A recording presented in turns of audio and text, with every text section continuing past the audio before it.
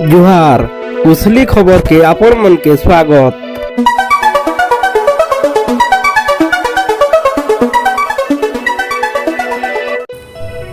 आसीगला ICC टी20 विश्वकप कार्यसूची देखुन केभे आर केनठाने खेला जिबा मैच। टी20 विश्वकप 2021 केनठाने खेला जिबा, केभे टूर्नामेंट आरंभ हेबा आरु फाइनाल केभे खेला जिबा तार चित्र स्पष्ट हो जाइछे। टूर्नामेंट अक्टोबर 17 नु यूएई ठाने आरंभ होतबार बेले फाइनाल मुकाबिला नवेम्बर 14 रे खेला जिबा। क्रिक इन्फो अनुसार टूर्नामेंट आईपीएल सरबार किछि दिन परे आरंभ हेबा। आईपीएल रो फाइनाल मुकाबिला अक्टोबर 15 रे खेला जिबार संभावना अछि। हेले बीसीसीआई आईसीसी के आनुष्ठानिक भावे टी20 विश्वकप रो कार्यसूची बाबदे नहीं कहबार तेल, किंतु क्रिक इन्फॉर्मेशन विश्वस्त सूत्रनु ऊपर सूचना दिया जाइछि।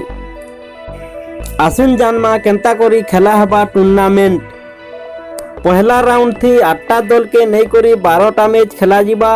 सेथिनु 4टा टीम सुपर 12 लगी योग्यता अर्जन करबे। आघनु 8टा टीम योग्यता अर्जन करी सारिछन। एभे जेन 8टा दल पहला round match खेलबे सेथिरे Bangladesh, Sri Lanka, Ireland, Netherland, Scotland, नामिया, Oman, Papua New Guinea शामिल अछन। सुपर 12टा टीम के नहीं करी 30टा मैच खेला जिबा। 2 नंबर राउंड अक्टोबर 24 नु आरंभ हेबा। सुपर 12टा दल के 2टा ग्रुप थी भाग करा जिबा। प्रत्येक ग्रुप रे 6टा दल रहबे। ई मुकाबिला यूएई 3टा शहर दुबई, आबुधाबी और शारजा रे खेला जिबा।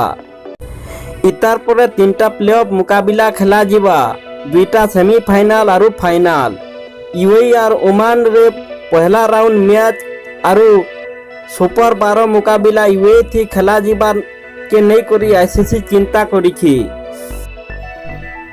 चैनल के सब्सक्राइब करो और पाखे थी बार बेल आइकन के बजो।